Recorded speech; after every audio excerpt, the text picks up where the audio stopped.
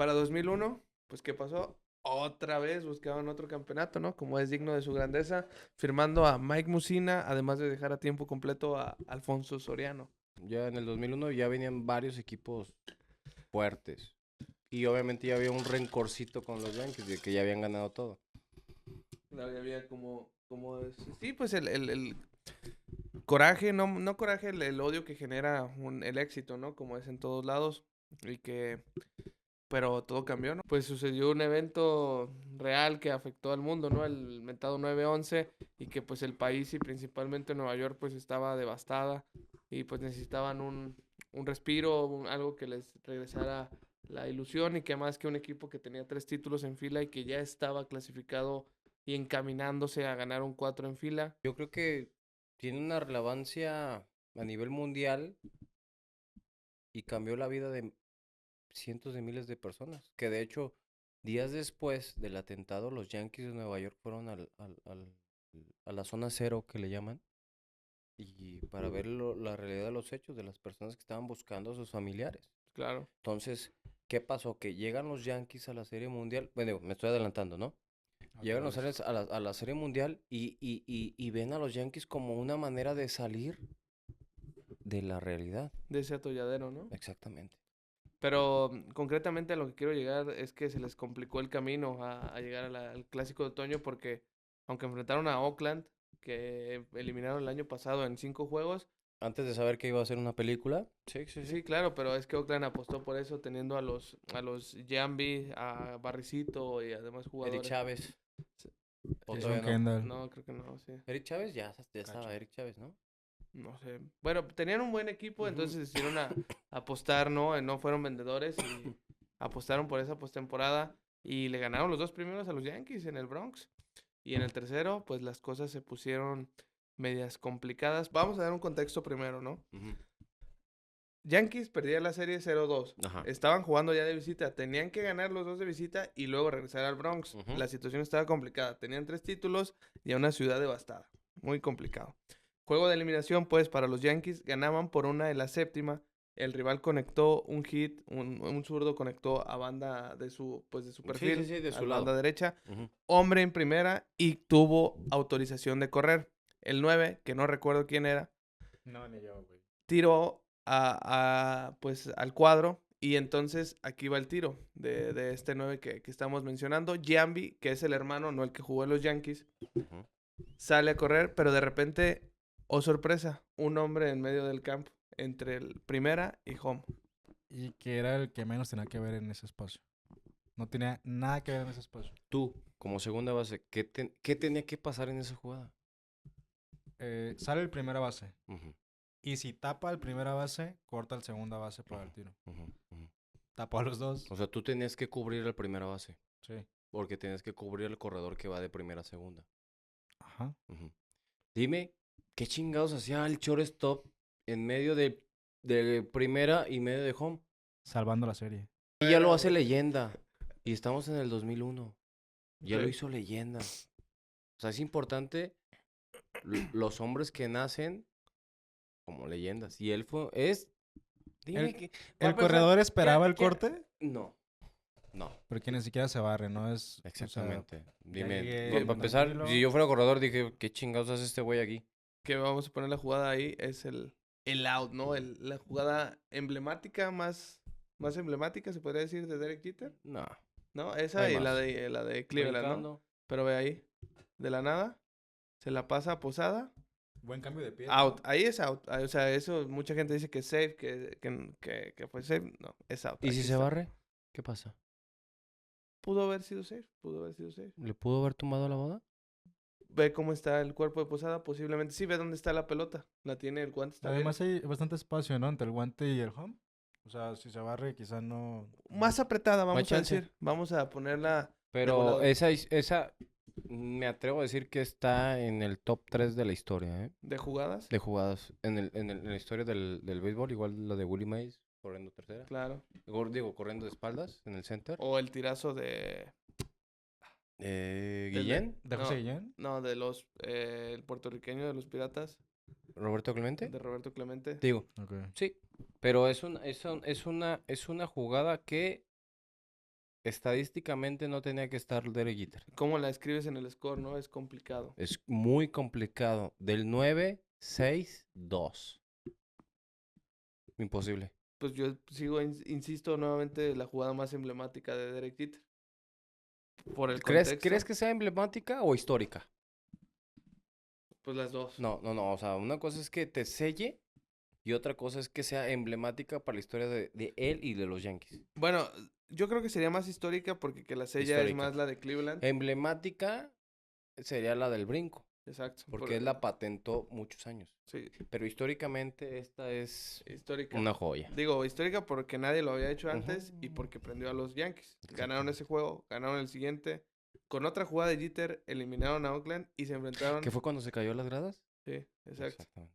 Y se enfrentaron en la serie de campeonato a los Marineros, que venían con récord de 116 victorias, que hasta el día de hoy son las máximas en una temporada En regular. el año 2001, Uno, ¿verdad? ya Ya contaba- no, ya no estaba, ya No. no estaba Alexander Emanuel Rodríguez No, pero tenían un tal Ichiro Suzuki, novato del año. rompiendo el récord de hits. Y que el año pasado esa Digo, fue la serie. Pero esa serie contra Marineros pintaba para ser mejor. Porque el año anterior fue la misma serie. Pero ahora venían mucho mejor los de Seattle.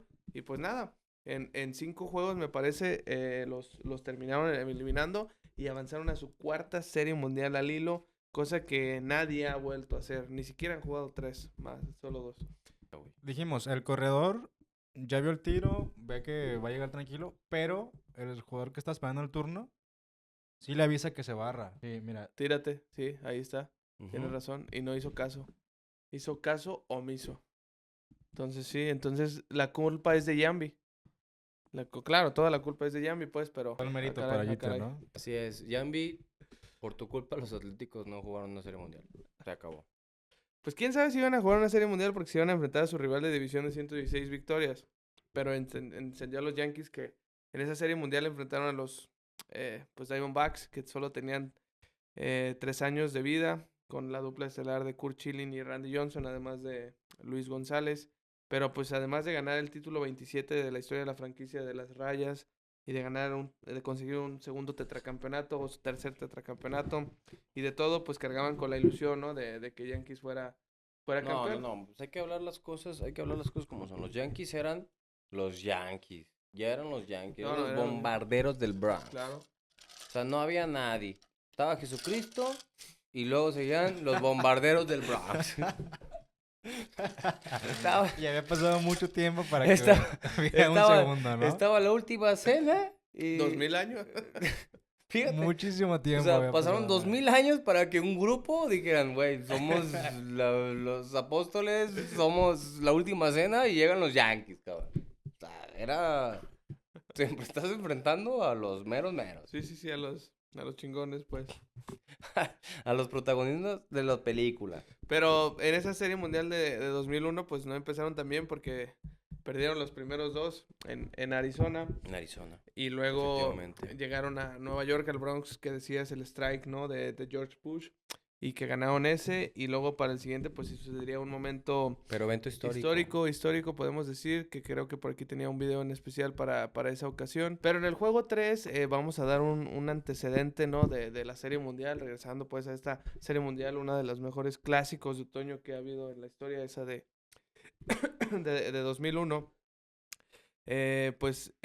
Los Diamondbacks ganaban en el tercero y trajeron a su cerrador, que era, perdón, en el cuarto ganaban por 2. Un asiático, ¿no? Sí, Kim, era coreano me parece, retiró sin problema y en la novena ya tenía 2 outs cuando enfrentó a Tino Martínez, que con hombre a bordo, pues el inicialista sacó por el central, empató el juego. Se forzaron los capítulos adicionales, Kim se mantuvo en la lomita, retiró a Brosius y a Soriano y después se enfrentó a Jeter y sucedió lo siguiente. La Serie Mundial es el evento deportivo más importante en Norteamérica para el mes de octubre. Sin embargo, algunas veces el clásico de otoño se ha alargado hasta noviembre. La primera ocasión que esto pasó fue en 2001. Debido a los atentados del 9/11, la postemporada comenzó después de lo que estaba previsto. El play ball de la serie se cantó el 27 de octubre. En Arizona, los Diamondbacks buen tomaron bigote, ventaja de 2-0. Ya en Nueva York, los Yankees se llevaron el tercer juego, lo que obligaba al menos un quinto enfrentamiento que sería el 1 de noviembre. Pero nadie se imaginaba lo que iba a pasar en el cuarto juego. Un juegazo de pelota que se alargó hasta la 10ª entrada. Y al momento del turno de Derek Jeter, el reloj marcó las 12 de la noche. Por primera vez en la historia había béisbol de Grandes Ligas en el 11º mes. Después de 9 lanzamientos, el capitán logró conectar un elevado hacia la banda contraria, que se fue al otro lado de la barda, empatando la serie a 2 juegos por bando. En las gradas, un aficionado sacó un letrero con la frase Mr. November, mientras el narrador de los Yankees, Michael Kay, emocionado lanzaba elogios a Jeter, y al momento de ver el letrero, este gritó "He is Mr. November". Así fue como el parador en corto se ganó un nuevo apodo en los primeros minutos de noviembre del 2001. Así de sencillo fue como se ganó ese apodo. Compadre. Sí, Derek Jeter nació en 1974 y en el 2004 cumple 30 años. Quítale 3. Con 27 años, compadre, ¿te hubieras imaginado tú realizar esa hazaña de en una serie mundial pegar jonrón en noviembre y dejar tendido a tu rival? La respuesta es que no. O sea, estamos, o sea, desde el ser humano. Dices, Estamos dimensionando. la magnitud que hizo un muchacho de 27 años. Listo para morir, ¿no? Como los Rockstar, como Valentín Elizalde. 27 Kurt Cobain. años, o sea, Ah, el club imagínate. de los 27. O sea, imagínate ver 45,000 personas, como tú lo mencionas, o más, Sí. viéndote triunfar a ti, siendo el foco de atención. O sea, fue, digo, palabras más, palabras menos, fue un evento para él inefable. O sea, pegar un jonrón en noviembre, cuando nunca había visto una serie mundial el mundo en noviembre. Además que había un Mr. Octubre, Claro. Jerry Jackson. Otro Yankee. Y entonces tienes oportunidad mínima, güey, de que sea a los primeros minutos de noviembre, Tu momento, con 2 outs, tu momento. tu güey. turno, O el sea, turno, Dejar en el nueve campo. picheo. Y pelear el regalarle, turno, y güey. regalarle a la afición. Digo, dijeran una película, ¿no? Dijera Superman. ¿Qué significa la S? Esperanza. Regalarle a Nueva York esperanza, como él se lo regaló, él es un héroe para la ciudad de Nueva York. La magnitud de lo que logró Derek Jeter en esa serie mundial lo hace muy histórico. Lo hace un Salón de la Fama y lo hace un pelotero que creo que jamás nadie lo va a olvidar. ¿Por qué? Porque revolucionó el béisbol junto con todos los shortstops que batearon. El quinto, el último en Nueva York, fue una situación similar en la que el pitcher Kim desaprovechó la ventaja y nuevamente hubo extra inning hasta la 12. Cuando con sencillo de Soriano, el equipo de Nueva York tomó la ventaja en la serie y pues una victoria lo separaba del tetracampeonato y del título 27. Viajaron a Arizona y en el sexto Johnson pues los cayó y sus bats de Arizona. No, di la verdad, fue una paliza el Sí, sexto juego. 15-2, 15-2. Fue una paliza. Por primera vez desde el 97 hubo juego 7. Pero qué juego, ¿no? El séptimo, qué juego. Kurt Schilling con Creo que 3 pegó días de jonrón descanso. Alfonso Soriano, ¿no? Sí. Sí, en efecto, ante Kurt Schilling, pero Kurt Schilling era su tercera salida en octubre. Tenía, o sea, descansaba 3 días. 3 días de Pero descanso. la magnitud de ese pitcher, o sea, de Kurt Schilling, Se enfrentó a Roger Clemens, el cohete, el cohete. el hombre. Y pues los dos estaban bien, muy bien. 1-1 en la séptima. Kurt se mantuvo en la octava, enfrentó a Soriano. Y lo que decías, home run. 6 outs. Separaban a los Yankees. Novato. 6 out. El manager de Arizona sacó a su lanzador y para un out trajo un relevista. Luego volvió a cambiar, pero ya no trajo a Kim, sino a Randy Johnson, que un día antes tiró 104 picheos. The Big Unit sacó la entrada y pues Joe Torre, ¿cuál era la decisión fácil? A 6 out de obtener un tetracampeonato. Antes de que Ernesto Jerez El primer unánime.